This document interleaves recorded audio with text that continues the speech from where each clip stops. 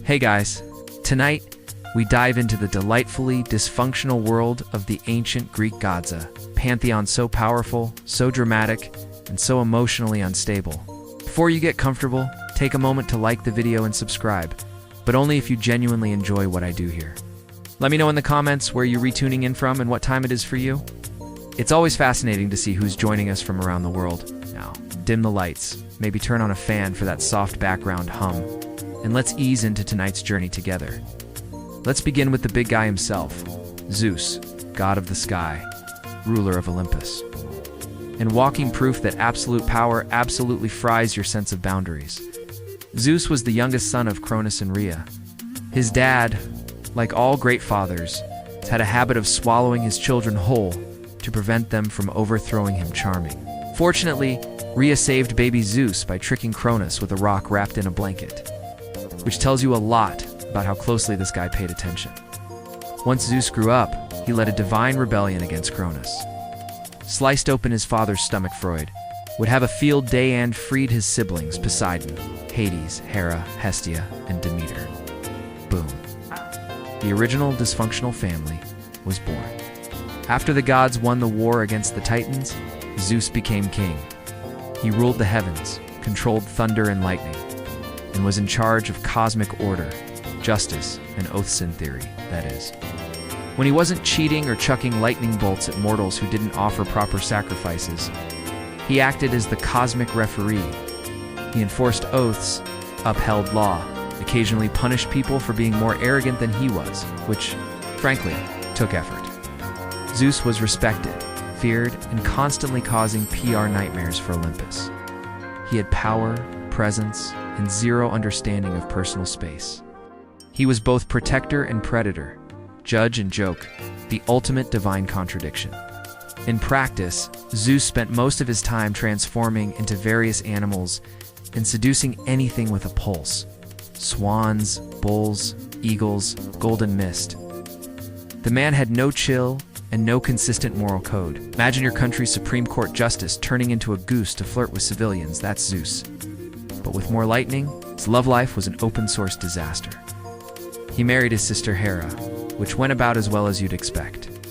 He had dozens of affairs with goddesses, nymphs, mortals, and probably one or two houseplants. The result? An overwhelming number of demigod children, many of whom had serious parental abandonment issues and accidentally founded entire mythologies. Despite all that, Zeus wasn't entirely chaotic. Hera is technically the goddess of marriage, family, and childbirth, which is ironic because her own marriage is an absolute dumpster fire in a golden chariot. She's Zeus's wife, and his sister, because, mythology. Their wedding was supposed to be the divine ideal of sacred union. Instead, it turned into a centuries-long soap opera filled with infidelity, revenge, and a shocking number of people turned into animals. Trees or stone. Hera is powerful, the undisputed queen of the gods. But her power mostly expresses itself in one very specific way: vengeance. Not on Zeus, of course. That would be too simple. She also protected women in childbirth, upheld the sanctity of marriage, and punished oaths broken by mortals.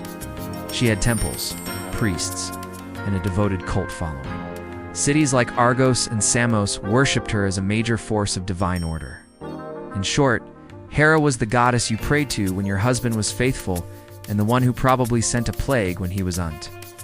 She's a fascinating paradox. The embodiment of female dignity and power in a system that constantly humiliated her. Her story isn't just about jealousy.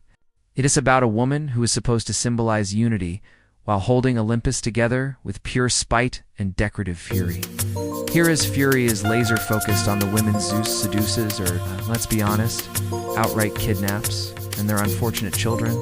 She once turned a woman into a cow, cursed another to only speak in echoes, and in one particularly cruel moment, tried to kill baby Hercules with a pair of serpents. That was literally his first day alive. It's hard to blame her entirely. Imagine being the goddess of marriage while your husband is out here inventing new forms of animal-based flirtation. Still, her divine coping mechanisms often included eternal curses and elaborate punishments. Therapy wasn't a thing in ancient Greece, so revenge best option. Yet Hera wasn't just a celestial grudge holder. She also protected women in childbirth, upheld the sanctity of marriage, and punished oaths broken by mortals. Sailors prayed to him for safe passage, fishermen made offerings, and city builders asked his permission before putting anything too close to the shoreline, lest it become beachfront property by accident. But let's be honest, Poseidon had issues: big, crashing, tidal wave-sized emotional issues. He was the classic unpredictable uncle, sometimes generous, sometimes devastating, always a bit salty. One moment he's creating islands, the next he's flooding your crops because someone forgot to thank him during a sacrificial goat ceremony. He once struck the ground so hard with his trident that he caused an earthquake just because he lost a city naming contest to Athena. Seriously, she gave Athens an olive tree. He offered a saltwater spring. The people chose olives. He chose vengeance. It's Poseidon in a nutshell. He had temples, priests, and a devoted cult following. Cities like Argos and Samos worshipped her as a major force of divine order. In short, Hera was the goddess you prayed to when your husband was faithful, and the one who probably sent a plague when he was unt. She's a fascinating paradox. The embodiment of female dignity and power in a system that constantly humiliated her. Her story isn't just about jealousy. It's about a woman who was supposed to symbolize unity while holding Olympus together with pure spite and decorative fury. Poseidon was the god of the sea, earthquakes, storms, and for some reason, horses, because nothing says ocean god like a herd of galloping stallions. But hey, mythology. He was one of the three main brothers. Zeus got the sky, Hades got the underworld, and Poseidon got everything wet, which suited him just fine. He ruled over the vast oceans, commanded sea creatures both beautiful and nightmarish, and wielded a massive trident, not just a pointy fork, but a three-pronged divine rage stick capable of leveling entire cities. Poseidon was revered and feared in equal measure. Sailors prayed to him for safe passage, fishermen made offerings, and city builders asked his permission before putting anything too close to the shoreline, lest it become beachfront property by accident. But let's be honest, Poseidon had issues: big, crashing, tidal wave-sized emotional issues, because apparently naming a kingdom after yourself wasn't a red flag back then. It had sections for the heroic, the average, the truly awful. And guess who had to oversee all of them? That's right, Hades, the goth workaholic of the gods. He was the classic, unpredictable uncle, sometimes generous, sometimes devastating, always a bit salty. One moment he's creating islands. The next, he's flooding your crops because someone forgot to thank him during a sacrificial goat ceremony. He once struck the ground so hard with his trident that he caused an earthquake just because he lost a city naming contest to Athena. Seriously, she gave Athens an olive tree. He offered a saltwater spring. The people chose olives. He chose vengeance. It's Poseidon in a nutshell. He also had a rather complicated love life. There were nymphs, mortals, and even one incident involving Medusa. Contrary to modern pop culture, Hades wasn't evil. It wasn't even particularly cruel. He was just incredibly tired of everyone. While Zeus got the sky and Poseidon got the seas, Hades drew the short straw and got stuck managing the ancient Greek version of customer service for the dead for eternity. In darkness, surrounded by wailing, he ruled the underworld with a quiet, brooding authority. He wasn't flashy, he wasn't loud, he didn't throw lightning or crash weddings. He just showed up to work every day, managing the logistics of eternity and making sure souls didn't sneak out the back, the ultimate middle manager, which ended with her getting snake hair and a monster label, while he walked away without consequences. Classic. Despite all that, Poseidon wasn't just a stormy brute. He was a protector of seafarers, a builder of cities, and, in his calmer moments, a god of prosperity and fertility. He was essential to ancient Greek life, especially for a culture so dependent on the sea. But like the ocean itself, he was always one storm away from reminding everyone who was really in charge. Hades is the god of the underworld, not hell. Exactly, but a vast, gloomy realm, where all souls eventually clock out for eternity. His domain was called Hades too, because apparently naming a kingdom after yourself wasn't a red flag back then. It had sections for the heroic, the average, yes, he kidnapped her, not great, definitely problematic. But also, Greek mythology is nothing if not inconsistent, and they actually grew into a functional, weirdly stable marriage.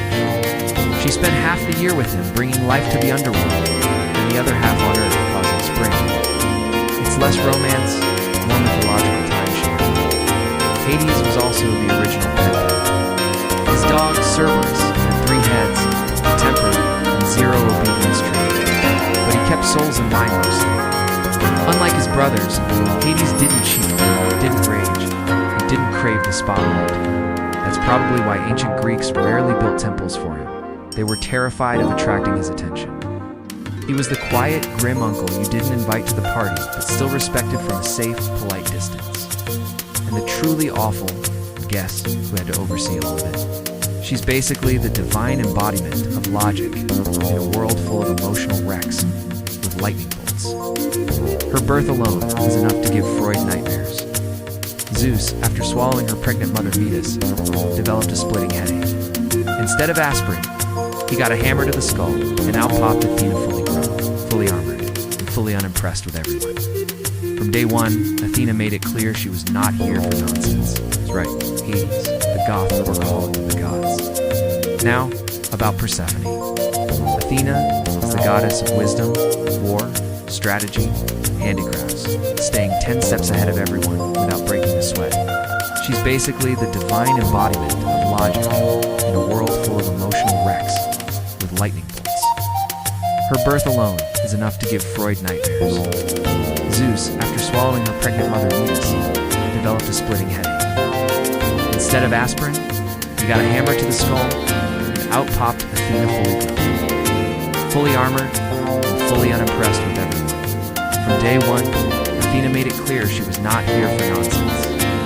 Unlike her war-happy brother Eros, Athena viewed conflict like a chessboard, something to be analyzed.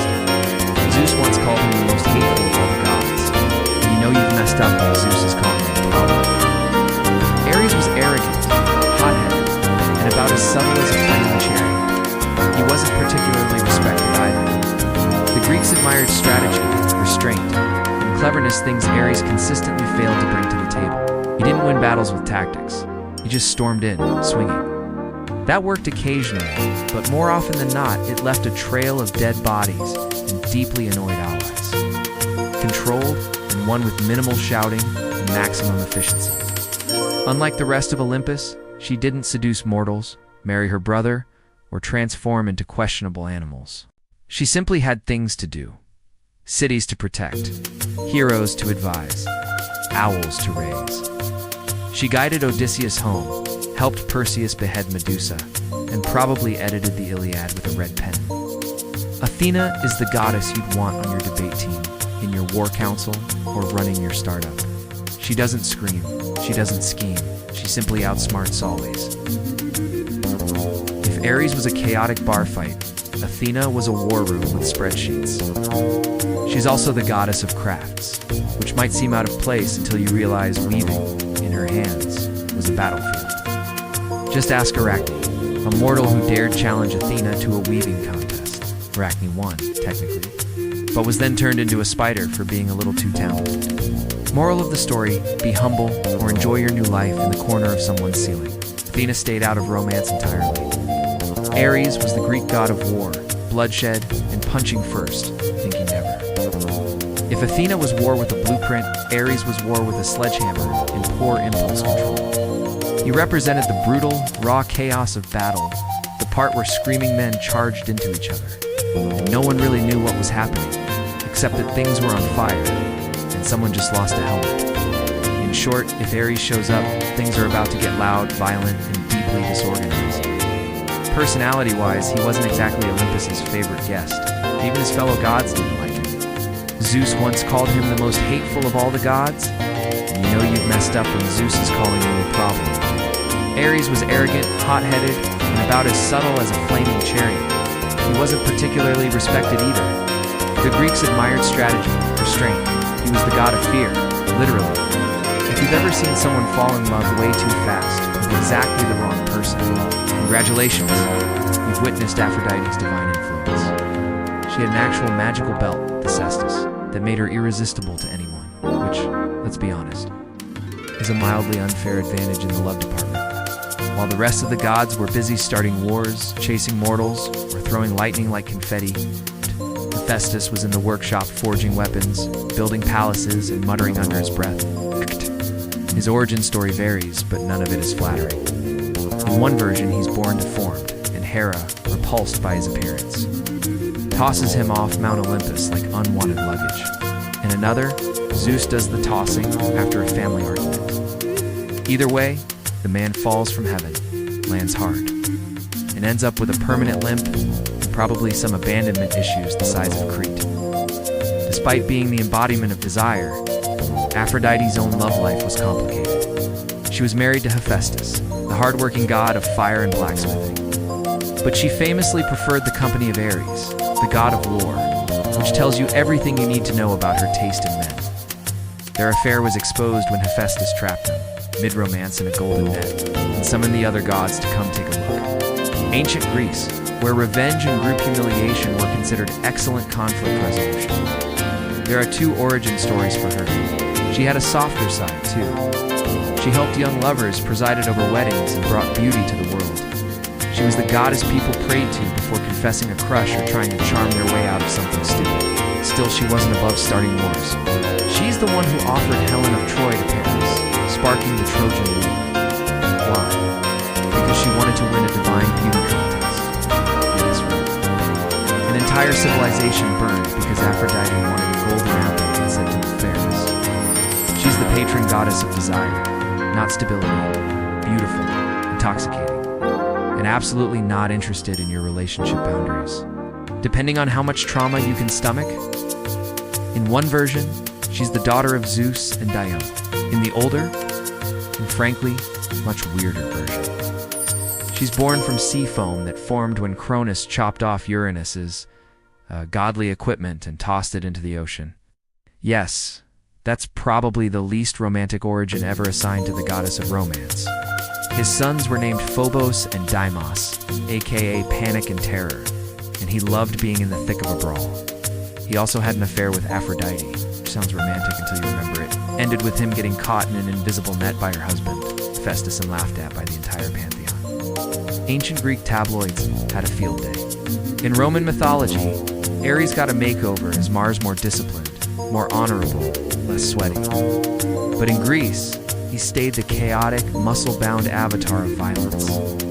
Still, Ares had his moments. In times of actual war, he was feared and revered. Warriors made sacrifices to him, hoping he'd bring them strength, or at least ignore them for a while. And when he wasn't breaking things, he did ride a cool chariot pulled by fire-breathing horses, which earns him at least one style point. And cleverness things Ares consistently failed to bring to the table. He didn't win battles with tactics. He just stormed in, swinging. That worked occasionally, but more often than not, it left a trail of dead bodies and deeply annoyed allies. That said, Ares was still terrifying. Aphrodite was the goddess of love, beauty, desire, and romantic messes with extremely high body counts. Aphrodite was so stunningly beautiful that mortals and gods alike basically lost their ability to make good decisions in her presence. But Aphrodite wasn't all chaos and cheating. Hephaestus was the god of fire, metalwork, craftsmanship, and being the only Olympian who actually had a job. While the rest of the gods were busy starting wars, chasing mortals, or throwing lightning like confetti, he crafts Hera, a magical golden throne, which, surprise, traps her. The gods beg him to return and free her. He agrees, but only if they let him back into the divine club, but that's underselling it. He didn't just deliver messages. He smuggled souls into the underworld. One day, Persephone is out picking flowers, minding her own mythological business. When the earth opens up, a deal is struck. Persephone will spend part of the year with Hades, part with Demeter. And thus the seasons are born, spring and summer, when Demeter's happy, fall and winter when she's pouting. So yes, one of the most important natural cycles in human existence. Comes from Demeter's seasonal mood swings, global agriculture powered by maternal grief and emotional blackmail, mythology at its finest. In Hades, god of the underworld and professional kidnapper, swoops in and abducts her classic Greek parenting crisis. Demeter, understandably, loses her divine mind. She once taught humans how to grow wheat and build civilizations, then turned around and burned a royal baby because the parents interrupted her mid-ritual. It's a fine line between goddess of life and terrifying earth, but at her core, Demeter represents nurture, resilience, and the sacred bond between mother and child. She brings life from the ground and takes it away just as easily. She searches the earth in grief, refusing to let anything grow until her daughter is returned. Crops fail, animals starve, mortals beg for mercy. Demeter's response: Persephone, no produce, guided heroes through enemy territory, and probably invented the divine version of express shipping. If there was trouble, Hermes was already 2 steps ahead, leaving behind a suspiciously vague alibi and a charming grin. He also served as the god of commerce and trade, because nothing says trustworthy marketplace energy like the same guy who oversees thievery. Hermes represented negotiation, persuasion, and morally flexible entrepreneurship, basically the patron saint of salesmen, travelers, pickpockets, and anyone who's ever bartered at a flea market. Negotiation nailed. Hermes was loyal when it counted. He helped Odysseus outsmart Circe, gave Perseus the tools to behead Medusa, and even guided souls to the underworld with surprising tenderness, proving that beneath all that mischief, he had a job he took seriously. Hermes also had a signature accessory, the caduceus, a winged staff with 2 intertwined snakes. It's often confused with the symbol of medicine, which is ironic considering Hermes' primary qualifications were speed, lying, and professional boundary help. If Olympus had an IT department, Hermes would be the over-caffeinated tech guy who speaks in acronyms, solves your problems in 2 minutes, and then disappears to go optimize cloud functions, which may or may not involve stealing Zeus's phone. Clever, quick, unreliable, and deeply lovable, god of getting things, not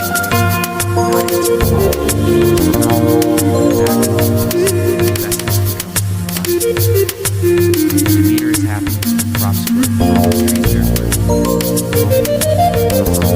When she's upset, well, say hello to winter, famine, and general withering disappointment. She's one of the quieter ones. She doesn't throw thunderbolts, doesn't start wars, doesn't turn people into animals, don't stay quiet. She can shut down the planet's food supply with one bad move, which, as it turns out,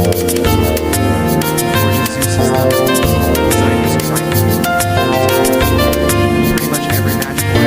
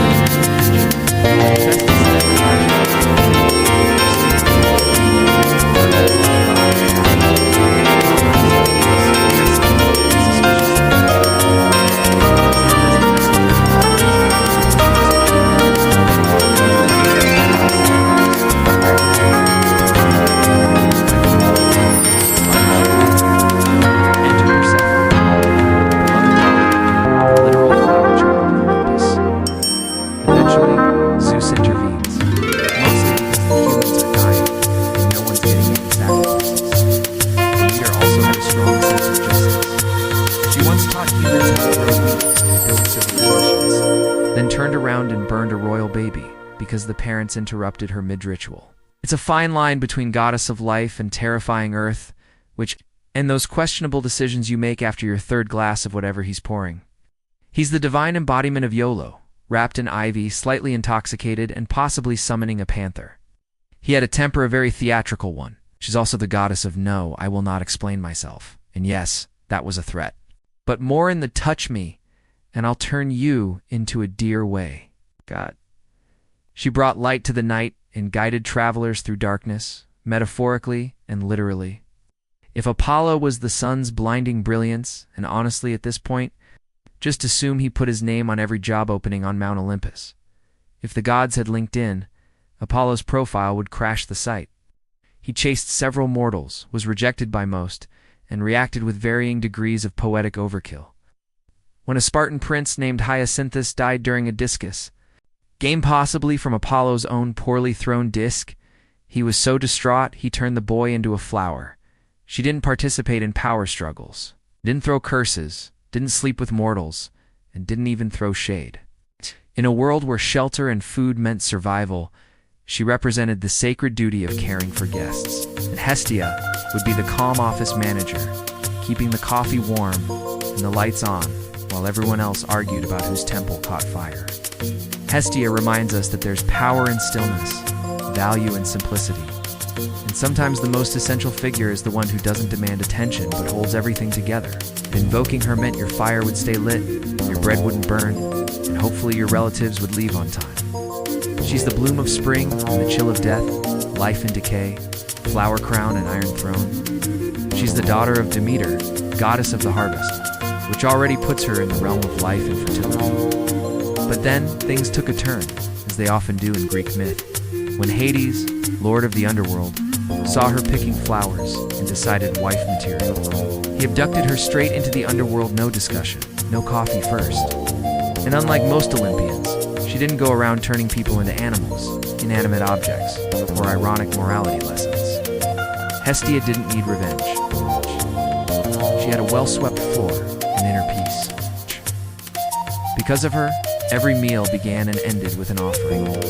Every city had her flame burning in its heart. And every prayer circle probably had someone whispering, "Thank you for not being a handful." She was offered a throne on Olympus, shrugged politely, and gave it up to Dionysus.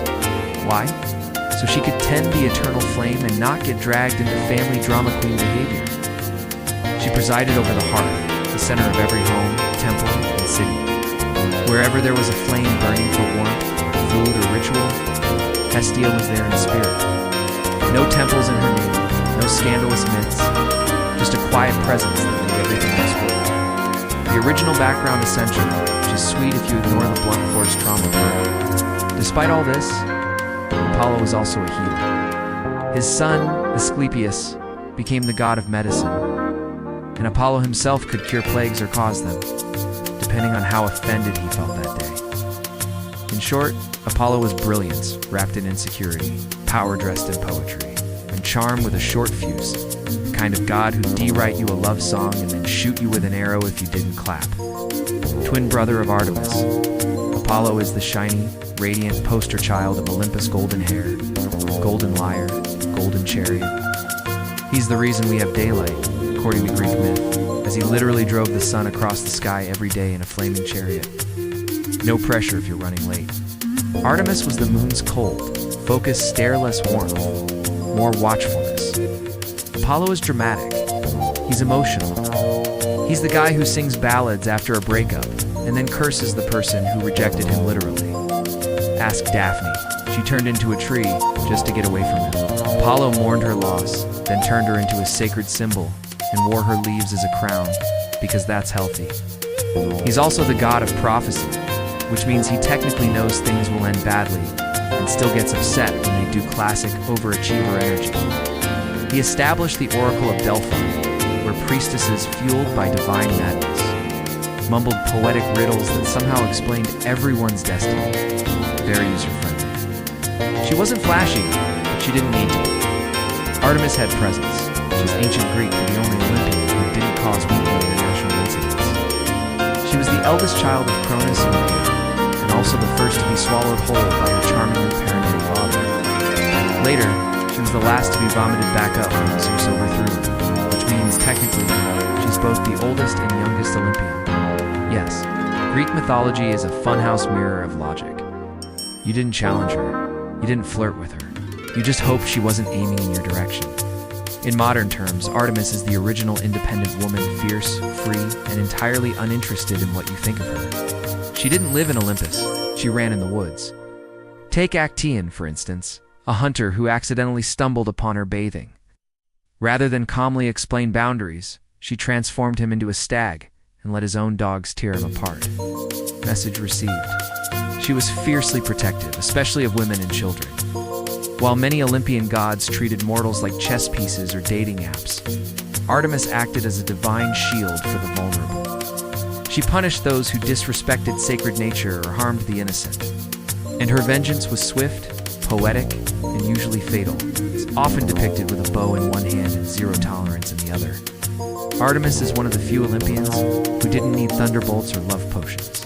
She had precision, discipline, and a pack of divine wolves. Twin sister to Apollo. Artemis arrived in this world in typical overachiever fashion.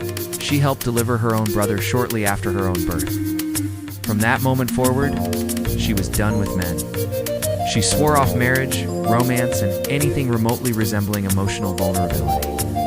Instead, she roamed forests, hunted stags, and surrounded herself with a loyal band of maiden followers who all shared her love for nature and disinterest in drama. If you mocked him, refused his worship, or interrupted his vibe, things got weird. One king who banned his cult was driven mad and dismembered by his own people. Another was turned into a dolphin. He didn't do light punishments, he did statement punishments. Yet he was also deeply compassionate, especially to outcasts, misfits, and those outside polite society. He gave comfort to the broken voice, to the silenced, and occasionally transformed people into vines, which is probably symbolic of something.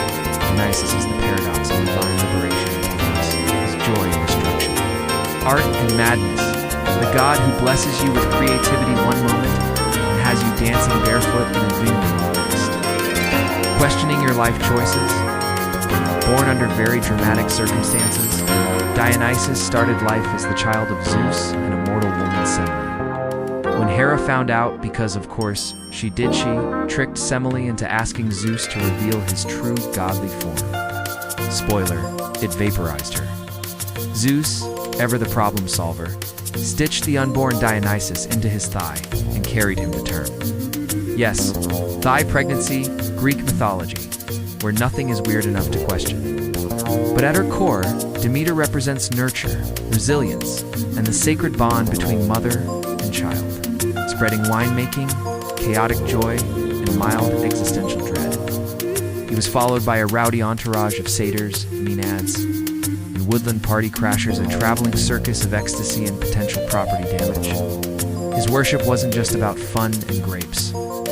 Dionysian rituals involved letting go of your identity, your inhibitions, and sometimes your clothes. His festivals were wild, immersive, and often involved masks, theater, and very questionable decisions under the stars think Burning Man, but with divine consequences. She brings life from the ground and takes it away just as easily. Dionysus is the god of wine, revelry, fertility, theater, madness. Dionysus grew up wandering the earth. But Dionysus wasn't all fun and fermented joy. Artemis is the goddess of the hunt, the wilderness, wild animals, and the moon. Artemis is best known for her purity knot and a Victorian fainting couch wedding. As a moon goddess, she represented calm, clarity, and mystery. Apollo is the god of the sun, music, prophecy, healing, poetry, archery.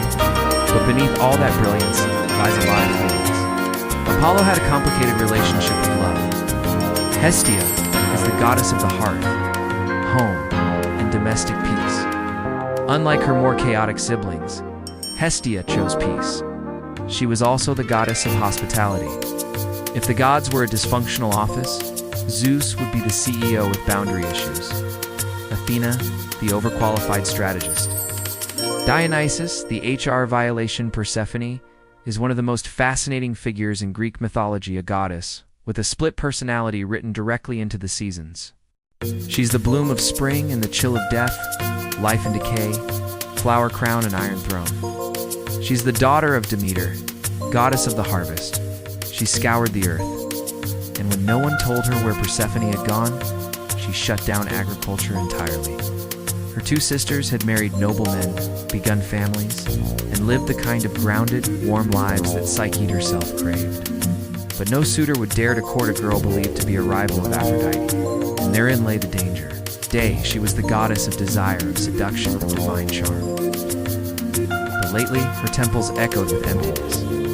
Her statue stood lonely beneath the sun. He descended to the mortal realm under the cover of moonlight, the wound from his own Eros still warm on his skin. No suitors came. But now the gods had spun a web he couldn't untangle. If he intervened openly, his mother would know. She had braced for a monster's roar. But instead, silence, gentle, surreal silence. When she opened her eyes, she was no longer on the mountain. She stood in a meadow of glowing flowers, more radiant than any garden she had ever known.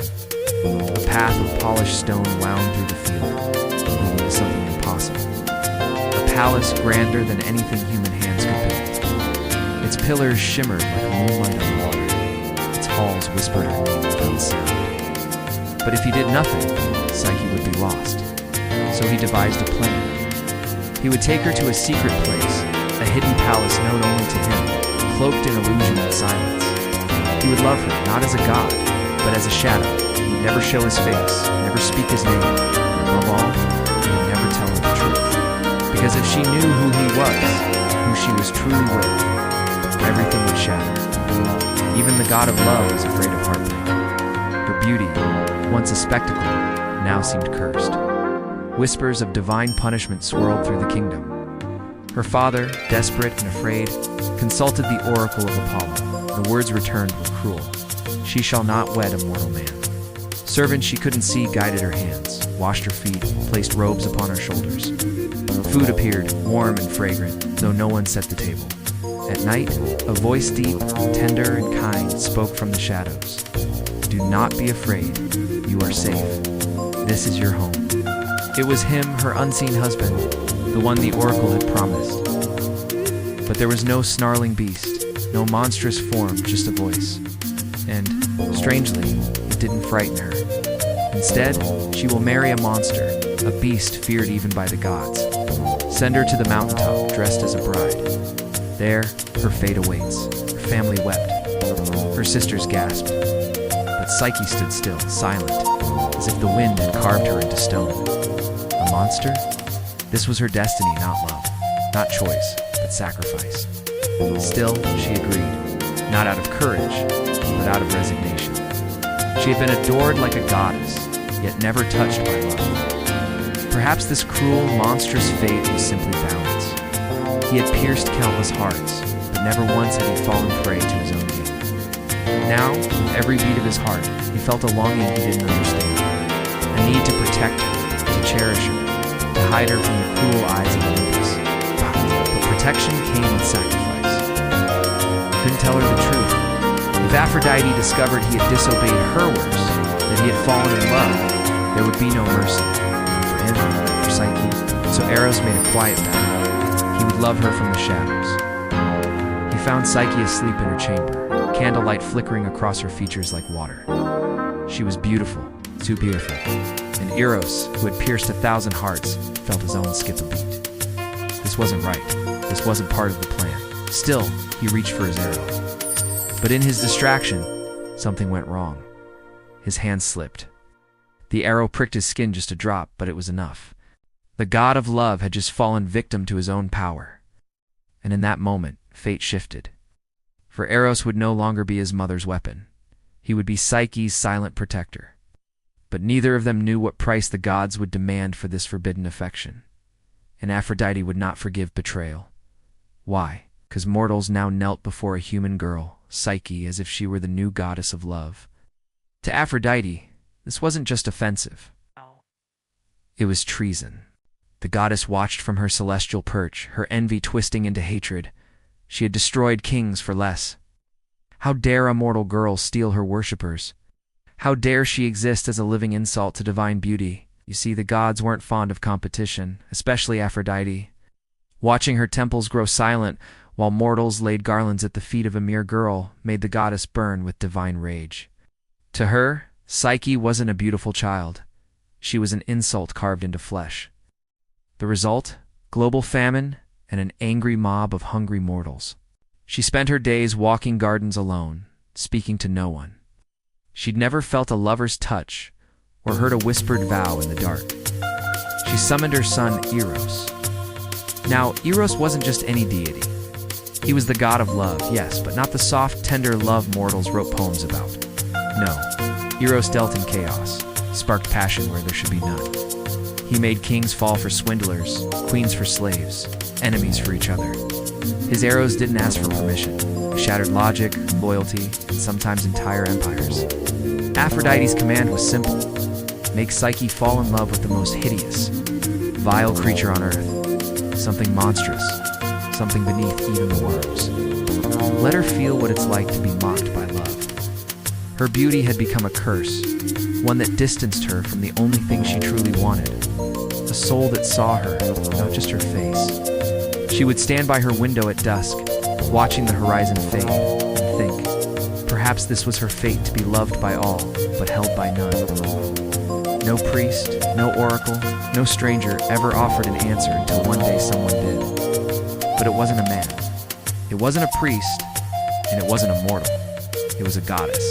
She wasn't offering love. She was demanding revenge. Eventually Zeus intervened, not out of fatherly concern, but because no one was sacrificing anything while starving. Compromise was reached. Persephone could return if she hadn't eaten anything in the underworld. Of course, she had 6 pomegranate seeds, just enough to legally bind her to a part-time gig in the land of the dead. Thus began her dual role, half the year on Earth with Demeter, ushering in spring and summer, the other half with Hades in the underworld, giving us fall and winter. The ancient Greeks invented seasonal depression within life, which already puts her in the realm of life and fertility. But then things took a turn, as they often do in Greek myth. When Hades, lord of the underworld, saw her picking flowers and decided, wife material. He abducted her straight into the underworld, no discussion, no coffee first. Demeter, naturally, was devastated. But here's where things get interesting. Over time, Persephone embraced her role as queen of the dead. She wasn't just a sad, kidnapped flower girl. She became a ruler calm, firm, and quietly powerful. Mortals prayed to her for mercy, for safe passage, for understanding the balance between life and death. She represents transformation, not just seasonal, but emotional, the shift from innocence to strength, from being taken to taking control. Persephone is the goddess of duality. She walks through flowers and bones with equal grace. She's the reason flowers bloom and the reason they wilt. Before Psyche was even old enough to understand the word goddess, she was being compared to one. By the time she reached womanhood, statues of Aphrodite were gathering dust, while mortals traveled miles just to glimpse the face of this mortal girl. Her beauty wasn't simply admired, it was worshipped. Entire crowds treated her as if she were Aphrodite reincarnated in flesh and bone. People whispered that she must be divine, that no mortal woman could look like this by accident. But for Psyche, all the reverence felt hollow. She walked through cities and villages like a phantom adored, but untouched, celebrated, but alone. No one dared to approach her with true affection. Men looked at her like a living painting, flawless, silent, untouchable. Even her family, though proud, grew uneasy. Yet Psyche knew none of this. On Mount Olympus, beauty was more than vanity, it was power. And no one wielded it like Aphrodite. And so, Aphrodite did what goddesses do. Eros, ever the obedient son, accepted, bow slung over his back, quiver full of divine arrows. Eros vanished before Psyche could stir from her sleep. Meanwhile, Psyche's life grew stranger by the day. Eros watched from above, his heart twisting with guilt. He had meant to protect her. The wind was soft but strong as it carried Psyche away from the mountain peak. She had expected cold rock and gnashing teeth. Psyche stepped through the threshold, expecting fear, but finding peace. Servants she couldn't see guided her hand, washed her feet, placed robes upon her shoulders. Food appeared, warm and fragrant, though no one set the table. Each night, each joined her in the quiet velvet of the bench. He touched her face like a dream. He whispered laughter in her ear. And each morning, he was gone before the sun rose. She was falling fast, love without sight, intimacy without form. Each word he spoke made her ache for more. He agreed, with one warning: do not let their words poison what we have. They will try to unravel your trust. You must not listen. And so, the winds that once lifted Psyche carried her sisters to the garden gates of the invisible palace. When they saw her, they were stunned. She was alive, more than alive, radiant, draped in silk, finer than any queen, her skin glowing like starlight. They embraced her, laughing nervously, hiding their envy beneath brittle smiles. "Where is your husband?" one asked. Golden curls tangled on the pillow, soft lips curved in sleep, and on his back, wings feathered divine, folded like a secret. His wings flared open, his eyes wide with heartbreak. "You broke your promise," he said, voice hollow. "You trusted fear more than love. I'm sorry," Psyche whispered, falling to her knees. "I just wanted to know." Eros stepped back, his glow hidden. The goddess had reason to hate, but if Eros still loved her, there was even a sliver of hope. "I love him," Aphrodite laughed. "You love him. You had help," she snapped. Psyche bowed. "I only did what I could," the goddess asked, pointing to a winding stream glinting beneath the afternoon sun. "It runs beside a meadow where wild rams graze. Their wool is made of gold. Bring me a tuft of it, just a handful, because love had taught her something even the gods had forgotten. Courage grows quiet, but it endured." And though Aphrodite was not finished testing her, Psyche was far from finished fighting. The Styx was no ordinary river. It marked the boundary between the worlds of the living and the dead. Its waters were sacred, cursed, and fatal to touch. Even the gods approached it with fear. Mortals didn't survive its banks. They didn't even return. Still, Psyche nodded. Her journey led her to the edge of a cliff so steep it seemed carved by the hands of Titan. Far below, the river Styx churned like black glass, and from it rose vaporous curses and the cries of lost souls. Its courage didn't flow, it coiled like a living serpent. Worse still, guarding the river were monstrous winged beings, sentinels of the underworld. They swooped and screamed at anything that moved, claws sharp enough to tear bone from flesh. There was no way down, no path forward, no hope, but do try not to die. Psyche had survived tasks meant to crush him, using nothing but determination and a strange, unshakable luck. The goddess's smile was gone, now replaced by cold calculation. And so, for the third try, she gave Psyche an errand that should have ended her story for good. "Fetch me water," she said. "Not from a well, not from a stream, but from the river Styx itself." She swam, leaving Psyche to face what she knew was more than a simple chore. These were no gentle creatures. The golden rams were sacred, their eyes wild, their horns sharp as spears. Clutching the crystal vial Aphrodite had mockingly handed her. "Just a sip," the goddess had said, "enough to show you tried." But then, a shimmer, a high-pitched hum filled the air, and from a crack in the stone emerged a tiny creature, an eagle, massive by bird standard, regal and golden-eyed, sent by Zeus himself, the eagle of thunder and kings. Without a word, it took the vial from Psyche's hand, spread its wings, and soared down the deadly cliff. The sentinels shrieked, but dared not attack, for even death respected Zeus's command. Within moments, the eagle returned, placing the sealed vial, filled with Styx's shimmering, cursed waters, into Psyche's trembling hands. She didn't ask why Zeus helped her. Perhaps Eros had once helped him. Perhaps even gods respected loves, and they were known to gore anything that entered their field, tearing intruders apart without warning. They glittered like treasure, but guarded it with rage. Still, Psyche climbed down the hill and approached the field. She crouched by the reeds, heart pounding. watching the creatures roam. Their hooves cracked against stones. Their growls echo low and primal. There was no way she could survive entering their territory in daylight. She sank to her knees, tears welling, fear clawing at her resolve. Aphrodite's lips twitched with something between anger and amusement. She hadn't expected the mortal girl to complete the task, much less with grace. But no matter, there were still many more trials to go. Harder ones, deadlier ones. This was only the beginning, the goddess warned. If you want to see Eros again, you'll need more than luck. And yet, Psyche exhausted, sore, but standing, nodded. I'll do whatever it takes, because true love was worth more than divine comfort or mortal pride. And Psyche's war had only just begun.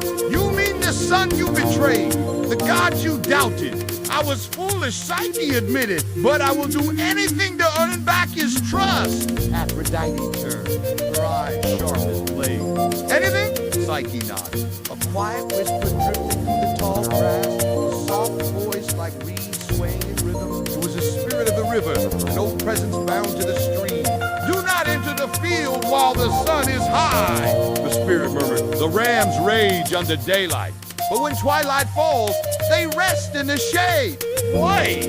And then gather the wool from the thorny branches where it has snagged. No beast will miss it. Hope returns. Psyche waited. Hours passed. The golden rams, one by one, wandered into the trees and settled into slumber. As darkness fell, she crept forward, quiet, careful, and found tufts of golden fleece tangled in brambles and bark. By moonlight, she gathered the wool. Turned to Aphrodite, narrowing her eyes, shimmering head, Psyche's call. Goddess smiled. Then you will suffer. You will be tested, and perhaps, at the end of your agony, you'll be worthy of my son. Thus began a trial, not of strength, but of devotion. And Psyche would have to face it alone. Then Psyche would face even the wrath of Olympus to earn redemption. She found Aphrodite, not in a golden temple. Her beauty was legendary, but her cruelty, when provoked, was equally divine. If Psyche wanted even a chance to see Eros again, she would have to prove her worth through a series of impossible trials. The first task was deceptively simple. Aphrodite led her to a vast storage chamber where mountains of seeds spilled across the floor. Millet, lentils, poppy, wheat, and beans, all mixed together into an indistinguishable chaos. By nightfall, Aphrodite said with a yawn, separate them.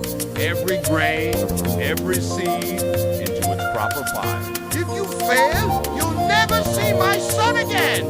Then she left, humming to herself, but in a private garden surrounded by mirrors. The goddess looked into her own reflection, as if searching for flaws that didn't exist. When Psyche approached, Aphrodite didn't turn. I warned you once, the goddess said, and still you touched what was mine. Now you do.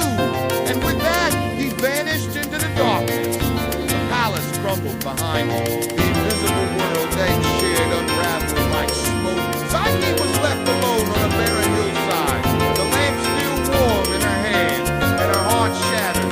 Even 1,000 hands wouldn't be enough to sort such a mess in a day. She knelt. Minutes passed. Her eyes blurred. She wasn't even a fraction of the way through. But the gods are always watching, and so are their creatures. Unseen by Psyche, a line of ants had been watching her toil not. Just any ants. These were sacred to Demeter, goddess of the harvest. Perhaps they pitied the girl. Perhaps they were moved by love.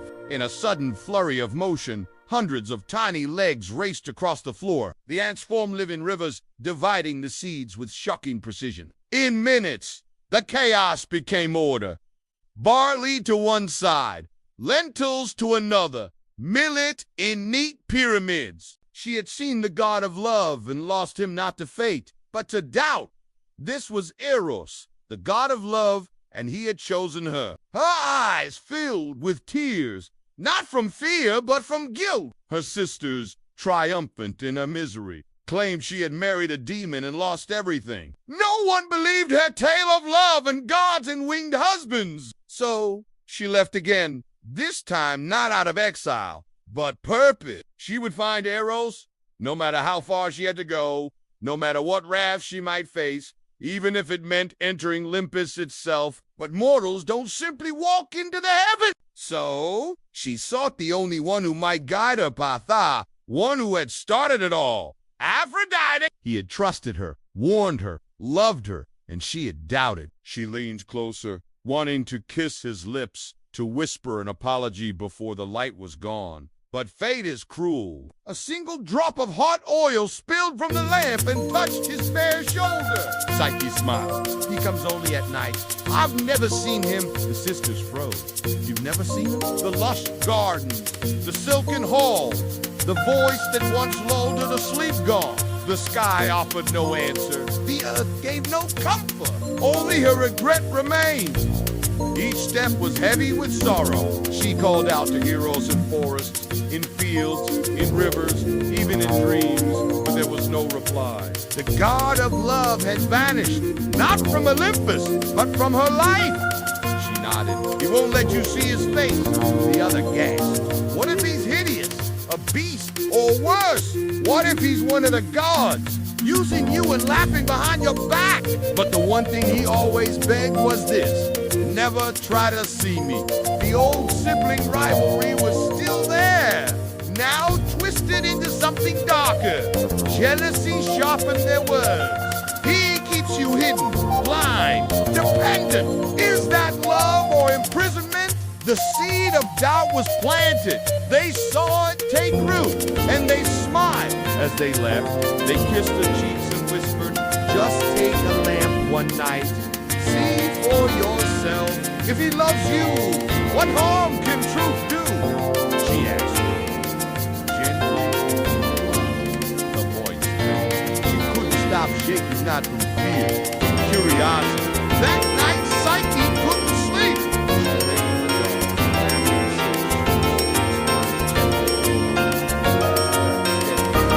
but her mind was louder. Her sister's words kept repeating like a spell. Asterisk, what if he's a monster? What if he's using you? What if he's not who you think he is? If you see me, I must leave you forever. And so she obeyed. But the mystery grew heavier with each passing day. She had given herself completely to a voice in the dark. But was that love or simply surrender? She slipped from the bed, silent as snow. Her bare feet kissed the cold floor, and in her hand she held a small bronze oil lamp, its wick already lit. Her heart thundered in her chest as she approached. Her fingers trembled as she leaned in. And when the light reached his face, she gasped. How could such a kind, thoughtful man be the monster the oracle warned of? Why must love hide its face? And why, when she whispered his name, did he never whisper? At night, a voice deep, tender, and kind spoke from the shadows. Do not be afraid. You are safe. This is your home. It was him, her unseen husband, the one the oracle had promised. But there was no snarling beast, no monstrous form, just a voice. Psyche knew peace, laughter, luxury, and love. But she also knew isolation, no faces, no names, no truth, just a voice in the dark and shadows that kissed her lips. Then, one morning, her husband's voice was different. Sorrow will follow if you see them, he said. See who? Your sister. They believe they come out of love, but what they bring is ruin. Psyche followed back. Her last connection to the mortal world, to the girl she used to be before gods and palaces and mystery husbands. She pleaded, let me see them, please, just once. And strangely, it didn't frighten her. He never revealed himself, not even in darkness. Psyche told herself it didn't matter, that she didn't need to know. But the human heart is a curious thing. And the seeds of doubt, once planted, never never stay buried for long, especially when family comes to visit, and especially when sisters come bearing poison disguised as love. It had been weeks, perhaps months, time moved strangely in the invisible palace. Eros hesitated but could never deny her. Their voices dripped with sweet concern, but Psyche felt the change. Psyche watched them disappear into the wind. And for the first time since arriving in paradise, she had trusted blindly. Not a monster, not a god in disguise, a man. Beautiful beyond words. He awoke with a cry of pain and betrayal. Psyche wandered barefoot and broken across a world that suddenly seemed colder. In desperation, Psyche returned to her father's home, but the palace that once cherished her now whispered with rumors. Yes, Psyche was afraid. Psyche knelt. Aphrodite didn't waste time. Psyche stared at the impossible task. When Aphrodite returned to dusk, she was met not with failure, but perfection. She narrowed her eyes. Psyche barely had time to rest before Aphrodite handed her the second task. This one even crueler in its design. See that river down there? But once again, the world watched. You live again? The goddess muttered, curious. But Psyche said nothing. No pride, no gloating, just silent strength. Aphrodite was growing frustrated. Psyche paled. She collapsed beneath a rock ledge. Clutching the crystal vial Aphrodite had mockingly handed her. Just a sip, the goddess had said. Enough to show you tried. But then, a shimmer. Psyche had passed again, but the final trial would take her where even gods fear to go. For your final task, she said, you will journey to the realm of Hades. There, you will beg Queen Persephone for a box of her beauty a gift. You see, for me, I'm feeling quite worn lately. Eyes like polished garnets. The journey back was quiet, but heavier now with temptation. The box pulsed in her hands. Surely, just a peek couldn't hurt, she told herself over and over. But doubt, like before, crept in. What if this beauty made her worthy of Eros again? What if this was the final key? The surface was near. He raced through the skies, the clouds splitting at his heels. Her hands reached for him before she could even speak. Eros, she breathed. You came back, he whispered. I never stopped loving you. He held her tighter than ever before. And in that moment, all the gods who had watched some amused, some angered, finally understood. Even the god of love had met his match. She has passed more than any mortal I have ever seen. She is not unworthy of Olympus. Her hands didn't tremble. The transformation was complete, not just in body, but in spirit. Could no longer deny what stood before her, a woman who had faced death, temptation, betrayal, and isolation, and still chosen love over pride, whose very name in Greek meant both soul and breath of life. Her trials had shaped her, not into a statue of perfection, but into the embodiment of what love endures. A great feast was held on Olympus, so many mortal loves do, but in transformation not into men, but into something far greater. A truth whispered across centuries, from temples to bedrooms, from storytellers to dreamers. Love real love's not easy. Hey, the story still lives in the word psyche, meaning soul, in the word psychology, the study of that soul. As a young woman, she entered the sacred service of Athena, the virgin goddess of wisdom, war, and restraint. Word of Medusa's grace spread beyond the temple walls, past the cities, through forests, into the realm of gods. Poseidon rose from the sea. Medusa, broken, curled beneath her goddess's image, waiting for justice, for comfort, for anything divine. But gods are not always just. When Athena returned to her temple and saw the desecration, her fury was absolute, but not at Poseidon, at Medusa. Whether out of pride, denial, or divine law, Athena blamed her priestess for allowing the temple to be defiled. Whether she saw Medusa as complicit or simply inconvenient didn't matter. The purity of her sanctuary had been broken. And so, the goddess of wisdom passed judgment, not on the god who had violated, but on the mortal who had been violated. Because even in myth, power protects itself. And Medusa, once a symbol of sacred beauty, would now be transformed into a warning no one could ignore. He did not knock God's rarely asked permission.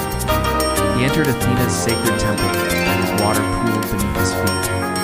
trail of seawater soaking the marble floor. Medusa, alone and unsuspecting, turned only to find the sea god looming in the shadows, his trident left behind, but his hunger very much present. She called out to Athena, but her cries echoed unanswered. She ran, but temples built for worship were not made for escape. And there, beneath the cold stone gaze of Athena's statue, Poseidon defiled what was sacred.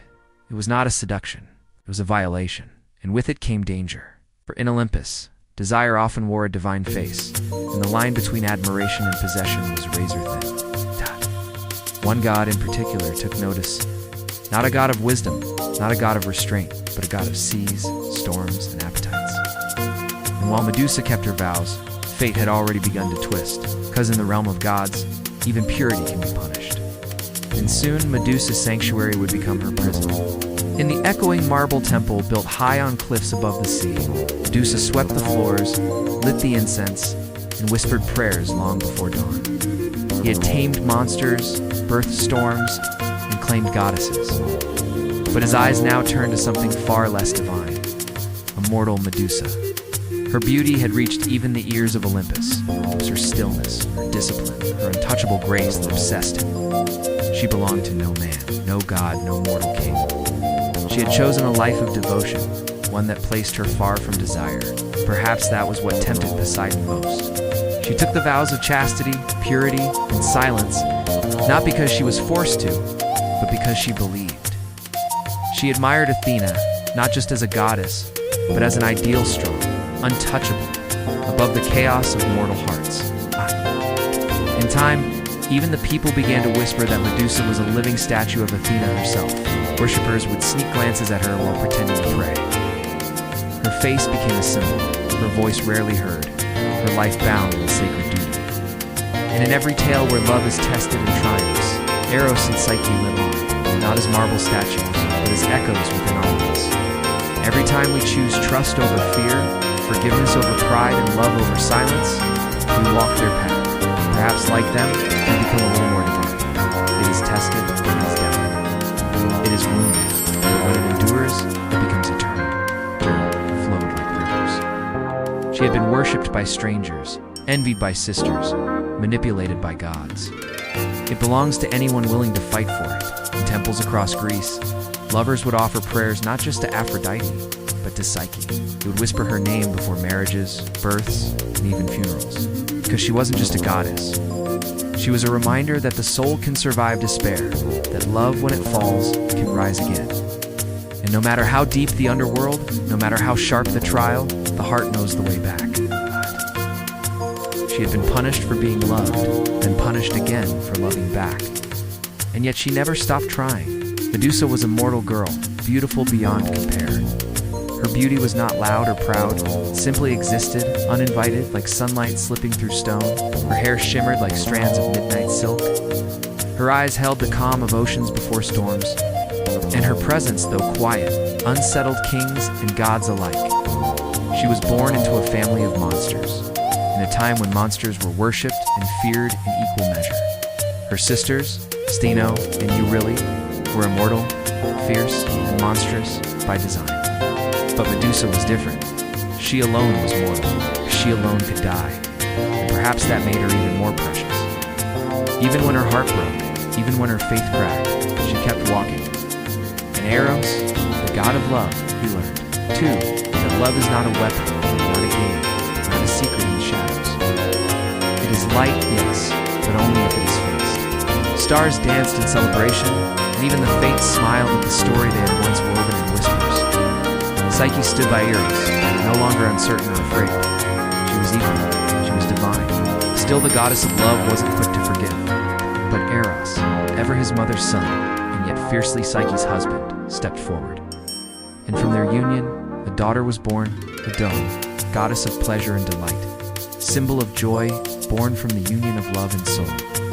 Where once Psyche had walked among thorns and shadows, she now danced in eternal light, not because she was perfect, but because she had loved, fallen, suffered, and risen again. She was proof that even mortals, even the broken-hearted, could reach the heavens, one trial at a time. She is no rival to your beauty, mother, he said gently. She is something else entirely, the soul that understands love. And in that moment, the tension melted not completely, but enough. Aphrodite's silence was her surrender. Her skin shimmered with divine radiance. Her eyes now held galaxies rather than tears. The gods who once scoffed at her mortal blood now watched in awe. For the first time in Olympus's long memory, a mortal had earned her place among them not by bloodline, but by devotion. Oh. She was no longer Psyche the girl or Psyche the beautiful. Us. She was now Psyche the immortal, a goddess in her own right. She drank. Our warmth spread through her, not burning but blooming. Us. Her senses expanded. Her heartbeat slowed, then deepened, like a bell tolling across centuries. And just like that, she was divine. No longer mortal, no longer less. Eros took her hand, and in front of all Olympus, they were declared husband and wife. Love, for once, had not ended in tragedy, but been crowned. She is proof that even mortals can love like gods. Then he turned to Eros and Psyche. You want to be together, truly, forever? They both nodded. Then so be it. With a flick of his hand, Zeus summoned a goblet filled with ambrosia, the drink of the gods. He offered it to Psyche. Drink, and you will no longer be mortal. Your heart will beat with eternity. Your soul will live among us, yet your trials will not be erased. You will carry them, as we all carry the stories that shape us, till he found her motionless, silent, lying like a marble statue kissed by the dust. Eros, the god of love, had defied his mother. Psyche, immortal, had defied death. They had seen Psyche's trials, witnessed her suffer, persevere, and rise again. Her love had survived what no mortal love ever had. Still, the matter had to be decided. And so, they turned to Zeus. The king of the gods sat silent on his throne, lightning in one hand, fate in the other. He had watched all of it from Psyche's fall to her rise, from her doubt to her devotion.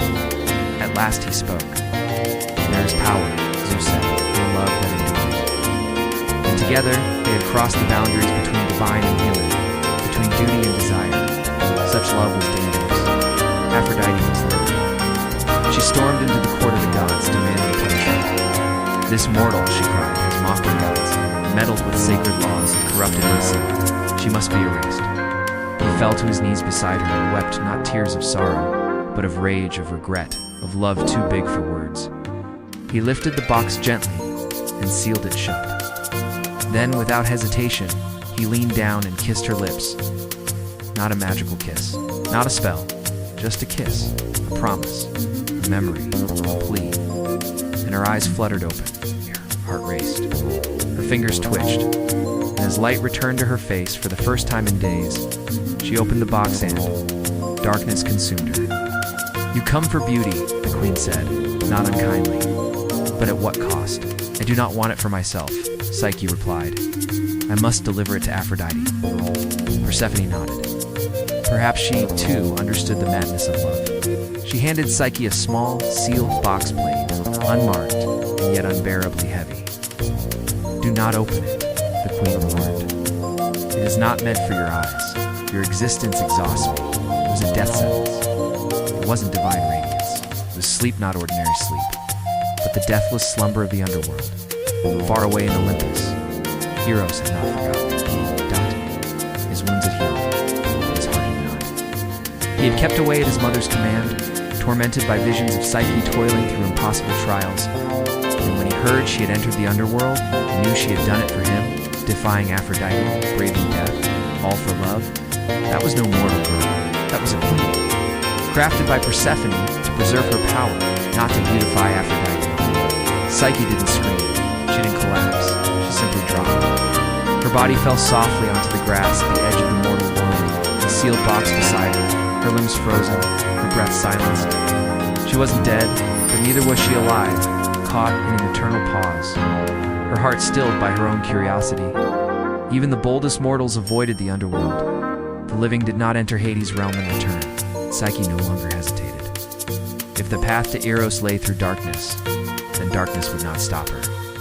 And not all love stories survive a journey into the underworld. A high-pitched hum filled the air, and from a crack in the stone emerged a tiny creature, an eagle, massive by bird standards, regal and golden-eyed, sent by Zeus himself, the eagle of thunder and kings. Without a word, it took the vial from Psyche's hand, spread its wings, and soared down the deadly cliff. The sentinels shrieked but dared not attack, for even death respected Zeus's command. Within moments, the eagle returned, placing the sealed vial filled with Styx's shimmering cursed waters into Psyche's trembling hands. She didn't ask why Zeus helped her.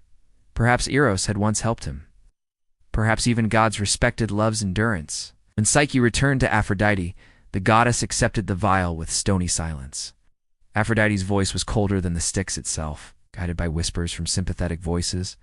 Some say Demeter, others say invisible demons of kindness. She found a hidden entrance, a cave that pierced the world's surface like a forgotten scar. She brought with her 2 coins for Charon, the ferryman, and barley cakes for Cerberus, the 3-headed hound. Every step deeper drained the warmth from her bones. The air was thick, not with smoke, but silence. The souls she passed drifted like memories thin, hollow, and unreachable. At the river Acheron, Charon accepted her payment and rowed her through still waters stained with forgotten grief. When Cerberus appeared, snarling at the threshold of Persephone's palace, she fed him the cakes. He quieted, licking his blood-stained jaws. Inside, Persephone sat serene on her obsidian throne. Psyche thanked her and turned to leave. The moment Psyche opened the box, expecting light and beauty, a cold mist spilled from it like a breath from the grave. It wasn't beauty, and that might have been the end of Psyche. But love has a way of surviving even death. Eros defied his mother, bursting from Olympus in a blaze of wings and gold. Psyche gasped, the sleep lifting like fog. Their reunion shook Olympus, but the gods were no longer so certain. Aphrodite opened her mouth to protest, but he raised a hand. Psyche took the goblet. The moment Psyche drank the ambrosia, even Aphrodite, who had once cursed her, Zeus proclaimed her goddess of the soul Psyche together. They watched the skies above and the mortal world below, guardians of love and the soul's journey. And so, the tale of Eros and Psyche did not end in tragedy. Psyche's journey had begun with beauty, a curse she never asked for. Together, they taught even Olympus a lesson it had long forgotten. Love does not belong solely to the gods. Today, long after temples have crumbled and empires have fallen, long before she was feared, before statues froze mid-scream and serpents whispered across marble floors. But Medusa wanted no throne, no lovers, no crown of divine favor. She chose something rarer, devotion, but beauty, even in a temple, is not safe. Far beneath the crashing waves and coral palaces of the deep, Poseidon ruled the seas with pride, fury, and a hunger that was never fully satisfied. The more she prayed, the more he watched. And one evening, when the tide was high and the temple was empty, when it was over, Poseidon vanished, leaving nothing but salt and silence behind. Medusa, broken, curled beneath her goddess's image, waiting for justice, for comfort, for anything divine. The incense had long burned out, the silence was heavy, and at its center Medusa knelt in shame, her tears, once salt water, now dried before falling. No home, no temple, no sisters, no prayers, just stone trails in her wake. And from the cliffs of Olympus, Athena returned to her throne, unmoved. For in the eyes of the gods, punishment need not be fair, only lasting. Medusa's face would last longer than memory. Her breath became still. They believed she was evil. But by killing her, they might rise in glory. But none of them returned. No longer spoken in warning, it passed from mouth to mouth like a warning, distorted, retold, and reshaped. Medusa the Gorgon. Medusa the cursed temptress. Medusa whose gaze turns men to stone. Her past as a devoted priestess, a mortal girl who served the gods, was buried beneath me. A boy named Perseus was born to a different kind of silence, a prison of prophecy. Sealed in a wooden chest, quiet execution wrapped in cowardice. And the sea, ruled by Poseidon, carried them not to death, but to refuge. Perseus grew into a sharp-eyed young man, clever, strong but untested. And then came the king of Seriphos Polydex. He wanted Dano for himself. Perseus stood in the way. But finding Medusa was not as simple as crossing land or sea. Her location had been buried by time, hidden even from the gods who had cursed her. To find her, Perseus needed answers that no mortal could give. He sought out the three ancient sisters who shared a single eye and a single tooth between them. They were older than gods, draped in shadow and spite, living in the void between light and nightmare. They knew where Medusa slept, for the king, feigning kindness, invited Perseus to a feast. Each guest was to bring a gift. Perseus, poor and proud, brought nothing. Polydex sneered. Then bring me the head of Medusa, after followed. It was meant to humiliate him. But Perseus, stung by pride and unaware of the truth behind the name, accepted. They washed ashore on the island of Seriphos, where fishermen took them in. Athena, perhaps still nursing guilt over what she'd done to Medusa, saw an opportunity. She would aid this boy not for justice, but for balance. She and Hermes came to Perseus in dreams, whispering guidance. They gave him tools. Winged sandals to fly, a polished shield like a mirror, an adamantine sword, and the helm of Hades to vanish from sight. But no gift came without purpose. Perseus had been chosen, not just to kill a monster, but to complete a myth, one that began, not with him, but with a girl alone in a temple, praying to gods who never listened. Dano raised Perseus in hiding, teaching him strength, match-up, and the silence of survival. She never spoke Zeus's name. She never told her son what kind of god had sired him. His mother Dano had been locked away in a bronze tower by her father, King Acrisius, desperate to stop a prophecy that her son would one day cause his death. But the gods don't respect mortal laws. Zeus came to Dano not with love, but his golden ring, slipping past walls and worlds. From that divine encounter, Perseus was born. In its place rose a monster's tail, a creature with serpent hair whose eyes held the wrath of the underworld. They didn't tell of Poseidon's violation. They didn't mention Athena's cruel punishment.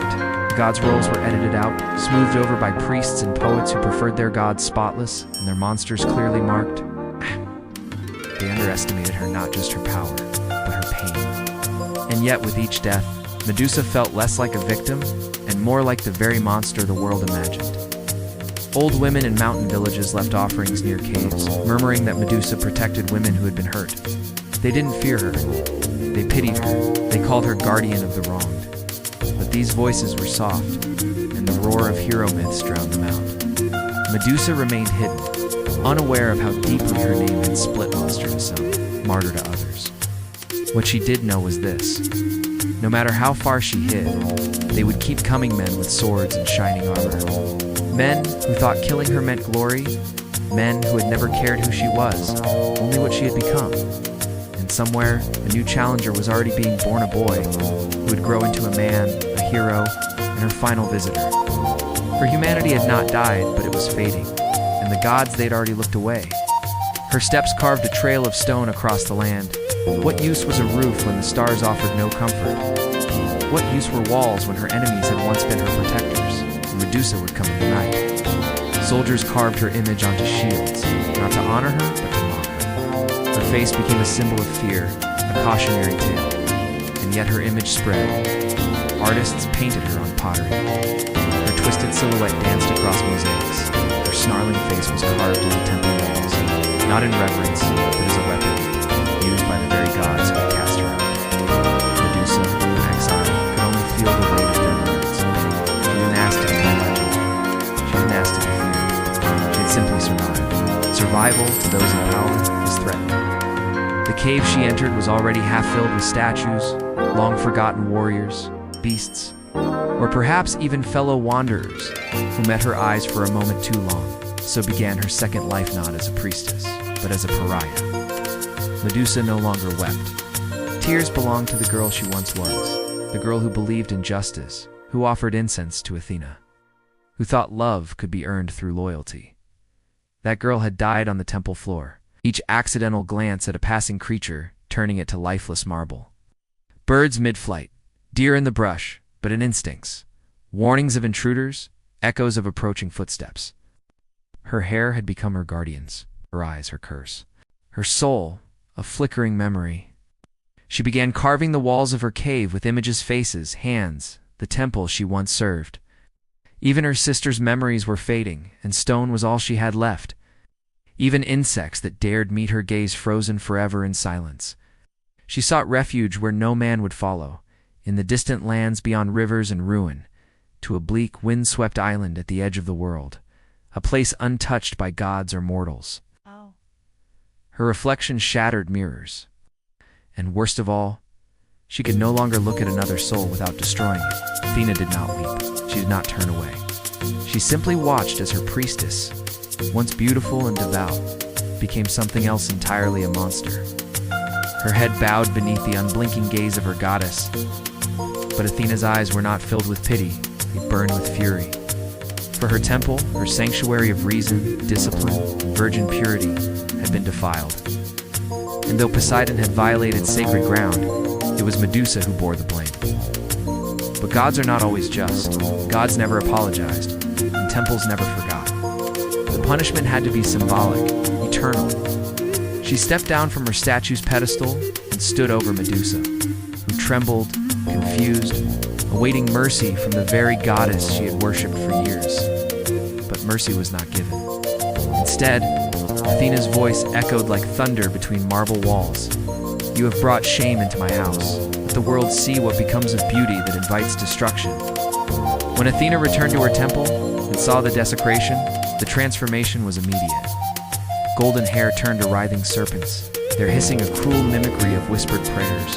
Her skin lost its warmth. Her gaze became a weapon. Her eyes, once soft with sorrow, now held a terrible power. Anyone who looked into them would turn to stone, not enemies, not invaders, anyone. It was not a punishment of protection, it was isolation, curse disguised as defense. Her fury was absolute, but not at Poseidon, at Medusa. Whether out of pride, denial, or divine law. Athena blamed her priestess for allowing the temple to be defiled. Whether she saw Medusa as complicit or simply inconvenient, didn't matter. The purity of her sanctuary had been broken. So, the goddess of wisdom passed judgment, not on the god who had violated, but on the mortal who had been violated. Because even in myth, power protects itself, and Medusa, once a symbol of sacred beauty, would now be transformed into a warning no one could ignore. The temple floor was still stained with seawater when Athena returned. To Athena, there could be no forgiveness. Duh. With a single gesture, she reached down and touched Medusa's forehead. Medusa cried out, her voice no longer human. The temple doors closed behind Medusa as she fled into exile, her cries echoing through the hills. Banished from temple and city, Medusa wandered into the wilderness, alone, cursed and feared. There she built no shelter. In her place stood something else, not a monster, but a woman shaped by betrayal. Her serpents whispered to her in dreams, not in words. Occasionally, heroes would come, lured by stories of a cursed maiden or tempted by the challenge of slaying a beast. Far from Medusa's cave, in the bustling city-states and sacred temples of Greece, her name began to change. Children were warned to obey their parents on the mainland. Some whispered of her as more than a monster. While Medusa lived in exile, her legend spreading like wildfire. When the king discovered the child, he dared not kill a son of Zeus directly. So, he cast mother and infant into the sea. Years passed. The gods watched with interest. Perseus set off with divine tools at his side and the weight of a king's challenge on his shoulders.